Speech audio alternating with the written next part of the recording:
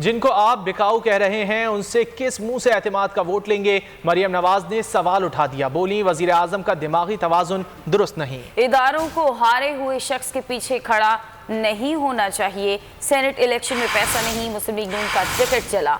आपके लोग भी जानते हैं कि आपको पहली और आखिरी बार इक्तदार में लाया गया है।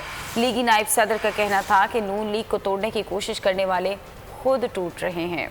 और इसी सारी सूरत हाल पर हम बात करेंगे। हमारे साथ सीनियर तज्जियाकार हामिद खान मौजूद हैं। सर, बहुत शुक्रिया आपके वक्त का। सूरत हाल सबके सामने है। अब वजीर आजम ने वाज़ेह तौर पर कह दिया है कि वो एतमाद का वोट लेंगे। तो आपसे जानना ये चाहेंगे कि जिन्होंने एतमाद तोड़ा है, अब उन लोगों की निशानदेही आसान हो जाएगी, क्योंकि ये तो शो ऑफ हैंड वाला सीन होगा एतमाद का वोट देते वक्त। बहुत शुक्रिया। बात यह है कि एतमाद का वोट लेने का जो वज़ीर आज़म इमरान खान का फैसला है वो बड़ा जुर्रतमंदाना है और बड़ा, जिसको आप कहते हैं, वाकई के फ्रंट फुट पर आकर खेलने का है। और इससे ये ज़रूर होगा कि कुछ जो उन अरकान की निशानदेही ज़रूर हो जाएगी जिन्होंने अपना वोट जो है वो या तो ख़राब किया या अपोजिशन को डाला। लेकिन मैं नहीं समझता कि 16 के 16 अरकान या 17 अरकान इसमें आइडेंटिफाइड हो जाएंगे। और इसके अंदर साथ साथ ये भी सूरत हाल है कि जिस तरह अपोजिशन कह रही है कि वो इसके अंदर हिस्सा नहीं लेगी और इस हवाले से फिलहाल न्यूट्रल रहेगी, तो मैं समझता हूँ कि प्राइम मिनिस्टर इमरान खान एतमाद का वोट तो ले लेंगे, लेकिन इससे इनकार नहीं है कि सेनेट में शिकस्त से हुकूमत को बहुत बड़ा धचका लगा है। और अब आसिफ जरदारी की नज़रें जो हैं वो चेयरमैन सेनेट के इंतखाब पर हैं और वो चाहते हैं कि किसी न किसी तरह जो सादिक संजरानी है उनको भी हराया जाए और यूसुफजई गिलानी को चेयरमैन सेनेट बनाया जाए। जहां तक बात है उन अरकान की, तो मैं समझता हूं कि वो आइडेंटिफाई हो गए तो ये ही तहरीक इंसाफ की बड़ी कामयाबी होगी। लेकिन उसके साथ साथ अगर वो मुकम्मल एक्सपोज हो जाते हैं भी ना ले सके, इसलिए ये एतमाद का वोट लेने का जो फैसला है ये बड़ा जुर्रतमंदाना है। लेकिन इसके साथ साथ मैं आपको हिस्टोरिकली बताता चलूं कि पाकिस्तान का कोई भी वजीर आजम ऐवान ज़ेरी से एतमाद का वोट इस तरह मिड ऑफ द टर्म नहीं ले सका है, बल्कि अगर कभी भी ये तहरीक अदम एतमाद आई है तो या हुकूमत चली गई है या असम्बलियां तोड़ दी गई हैं। तो ये पहला मौका है कि वजीर आजम खुद एतमाद का वोट लेने के लिए पेश कर रहे हैं। इस हवाले से तज्जियाकारों के मुताबिक आप ये बात समझ लें कि ये एक बोल्ड स्टेप था और हुकूमत जो बैकफुट पर चली गई थी, बड़ी मायूसी का शिकार थी जिस दिन इलेक्शन, ये सेनेट का इलेक्शन हारे हैं। इनके लिए अपना कॉन्फिडेंस रिस्टोर करना बहुत ज़रूरी है। इस वक्त हुकूमत का जो कॉन्फिडेंस है वो रिस्टोर होना ज़रूरी है। दूसरी बात ये कि अब मैं ये कहूँगा कि बार बार ये जो बात कही जाती है ये ख़त्म होनी चाहिए कि जी इदारे इंटरफियर कर रहे हैं, इदारे ये कर रहे हैं। इस सारी सेनेट के इलेक्शन के अंदर जो एक बात वाज़ेह तौर पर सामने आई वो ये थी कि इदारे जो हैं वो गैर जानिबदार रहे। और जहां तक प्राइम मिनिस्टर इमरान खान का इलेक्शन कमीशन से शिकवे का ताल्लुक है तो उसके अंदर काफ़ी वैलिड पॉइंट्स हैं, चूंकि अदालत ने बड़ा वाज़ेह कहा इलेक्शन कमीशन को कि आप पर लाजिम है कि आप शफाफ और मुनसिफाना इलेक्शन कराएं। जब मुनसिफाना इलेक्शन की बात होती है, शफाफ इलेक्शन की बात होती है, तो इलेक्शन कमीशन के पास इख्तियार था अपनी पावर्स यूज करते हुए कि वो कोई ऐसा मैकेनिज्म डिजाइन कर लेते जिससे एटलीस्ट वोट आइडेंटिफाई हो जाते कि किसने किसको वोट डाला है। अब सूरत हाल वही है जो कि पहले सीक्रेट बैलेट पे थी। अच्छा हामिद खान साहब, कल फैसला हो जाएगा कि वजीर आजम एतमाद का वोट ले सकते हैं या नहीं ले सकते, लेकिन अब पीडीएम की जो तहरीक है वो मजीद शद्दुमत के साथ जारी रहेगी और इम्कान ये जाहिर किया जा रहा है कि पंजाब में जो है वो टफ टाइम दिया जाएगा पंजाब हुकूमत को, उस्मान बुज़दार को।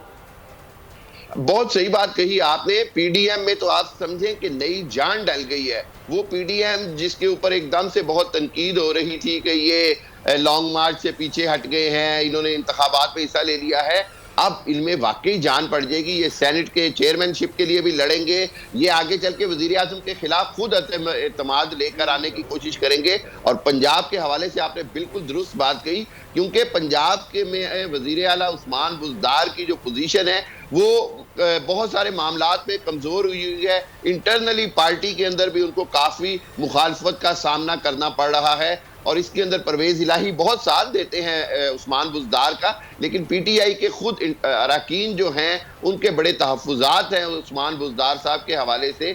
और पीएमएलएन के लिए बड़ा चांस बन गया है कि वो इस वक्त पंजाब के अंदर ऐवान के अंदर पेनिट्रेशन करे और उन अरकान का कोई ग्रुप बना ले या कोई ऐसा फॉर्मेशन करे कि जिसके तहत वो अदम एतमाद ले आए। लेकिन आप एक बात याद रखें कि पंजाब वाहिद सूबा है जिसने सेनेट के जो सीटें हैं वो बगैर इंतखाब में गए एडजस्ट कर ली, और उसके अंदर पंजाब के अंदर ये बात बार बार कही जा रही है कि हमजा शहबाज और जो साबिक वज़ीर आला शहबाज शरीफ थे उनकी जानिब से कुछ सेटलमेंट की गई अरकान की सीटों के हवाले से, इसीलिए पंजाब के अंदर कॉन्टेस्ट नहीं किया गया। और मेरी इतलात के मुताबिक मरियम नवाज इस पर बड़ी नाराज रही हैं, नाराज थी, वो चाहती थी कि पंजाब में भी सेनेट का इलेक्शन कॉन्टेस्ट हो, चाहे एक सीट कम भी मिल जाए। लेकिन चूंकि इस तरह हमजा शहबाज तवक्को से एक सीट ज्यादा लेने में कामयाब हो गए, इसलिए मुस्लिम लीग नून अपनी सेटलमेंट को कामयाबी समझ रही है, जबकि जो बाकी हल्के हैं वो ये समझते हैं कि इस हिसाब से मरियम नवाज के उस स्टांस को कमजोर किया गया जिसमें वो फाइट करना चाहती थी पंजाब के अंदर भी। अच्छा, जिस तरह से हम देख रहे हैं कि ऑपोजिशन ये दावे कर रही है, पीडीएम वाले ये दावे करते हैं कि हुकूमत बुखलाहट का शिकार है, इमरान खान डर गए हैं। कल जब इमरान खान खिताब कर रहे थे, वजीर आज़म के खिताब से कहीं आपको ऐसा लगा कि हुकूमत बुखलाहट का शिकार है, जो ऑपोजिशन दावे कर रही है वो वाकईतन सच है?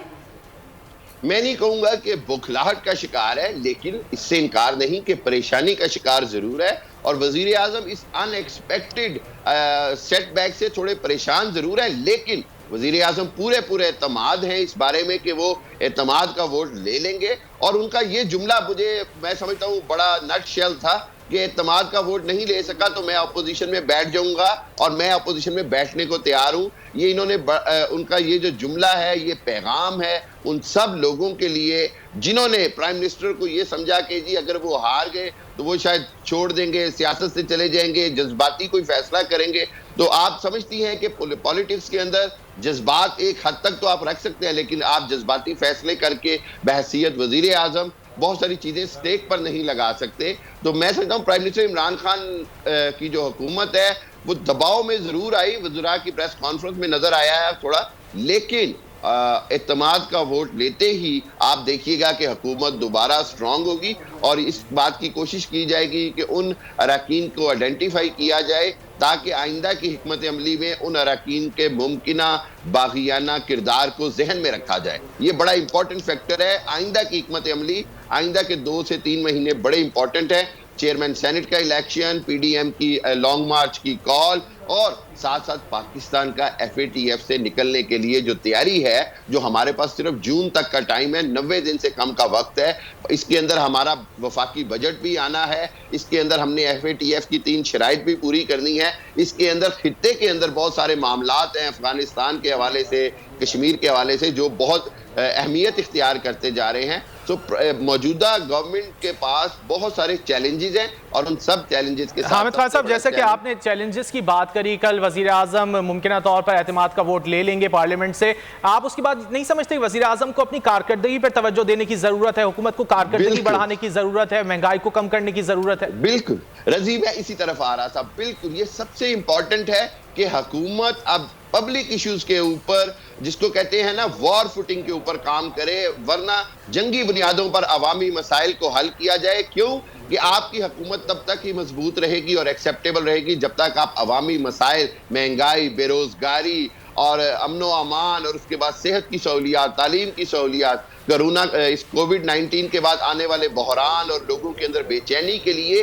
हुकूमत को फ्रंट फुट पर काम करना पड़ेगा, अपनी अवामी मकबूलियत को रीस्टोर करना पड़ेगा, बहाल करनी पड़ेगी। क्यों? क्योंकि वजीर आजम को ये बात जाननी पड़ेगी, समझनी पड़ेगी कि वो ऐवान वजीर आजम में बैठे हुए तो सब गुड की रिपोर्ट ले सकते हैं, लेकिन ग्राउंड के ऊपर जो रिपोर्ट्स हैं वो अवाम में बेचैनी की हैं। अवाम को रिलीफ देना सबसे अहम इकदाम होगा और सबसे ज़रूरी, चाहे किसी भी तरह सब्सिडाइज करके भी चीज़ों को सस्ता किया जाए, महंगाई को कम किया जाए। बार बार खबरें आती है जी पेट्रोल 20 रुपए महंगा होने वाला है, 15 रुपए महंगा होने वाला है। इस तरह की खबरें अवाम में बेचैनी फैलाती हैं, और प्राइम मिनिस्टर के लिए लाजमी हो गया है कि अवाम को रिलीफ दें, अवाम को अपने साथ मिलाएं, आप अवामी सियासत करेंगे तो आप कामयाब हो जाएंगे। आप सिर्फ और सिर्फ लड़ाई या महाजराई या एनआरओ की सियासत करेंगे तो आप नाकाम हो सकते हैं। अगर आपने नाकामी से बचना है तो अवाम की सियासत करें, अवाम को रिलीफ दे और अवाम को ये बावर कराए। बिल्कुल, अवामी एतमाद का वोट भी अभी वजीर आजम के लिए बहुत जरूरी हो गया है। अच्छा, ये जो ऑपोजिशन ने जो फैसला किया है, जो आसिफ अली जरदारी ने तजवीज़ दी है कि जी हमारा इससे कोई ताल्लुक नहीं है, जो एतमाद का वोट लेने का फैसला किया गया, और फिर मियां नवाज शरीफ ने भी इसको सेकंड किया है, तो अपोजिशन के इस स्टेप को आप किस तरह देखते हैं? देखिए, ये अपोजिशन ने, मैं समझता हूँ, बड़ी एक्सपेक्टेड या मुझे इसी की तवक्को थी कि ये जो उन्होंने कदम उठाया, इसकी वजह ये है कि आसिफ जरदारी अभी नहीं चाहते कि वो 16, 15 या 18 लोग एक्सपोज हो जाएं जिन्होंने पीडीएम का साथ दिया है। वो समझते हैं कि ये वक्त नहीं है कि इस वक्त उनको सामने लाया जाए। और दूसरी बात ये कि अगर आप कंटेस्ट करते हैं तहरीक को तो वो एतमाद के वोट के साथ साथ अदम एतमाद की तहरीक भी एक ही वक्त में बन जाती है। और आइन के अंदर अगर एक बार एक अदम एतमाद की तहरीक के अगेंस्ट आप एतमाद का वोट ले लेते हैं तो फिर एक सर्टन टाइम है जिसके तहत दोबारा वजीर आज़म के खिलाफ अदम एतमाद की तहरीक नहीं दाखिल कराई जा सकती। तो ये एक आइनी जो मजबूरी थी और आइनी जो शिक है उसको मद्देनजर रखते हुए आसिफ जरदारी और अपोजिशन ने ये कार्ड खेला है ताकि वो ये जो वजीर आज़म के ऊपर तलवार है ये लटकती रहे कि जी हम अदम एतमाद ला सकते हैं। लेकिन चूंकि ये खुद वो अपना कौमी असम्बली से एतमाद का वोट कल देखते हैं कि पार्लियामेंट की जानिब से क्या फैसला किया जाता है। बहुत शुक्रिया हामिद खान साहब, आपने मौजूदा सियासी सूरत हाल पर बोल न्यूज़ से गुफ्तगू की।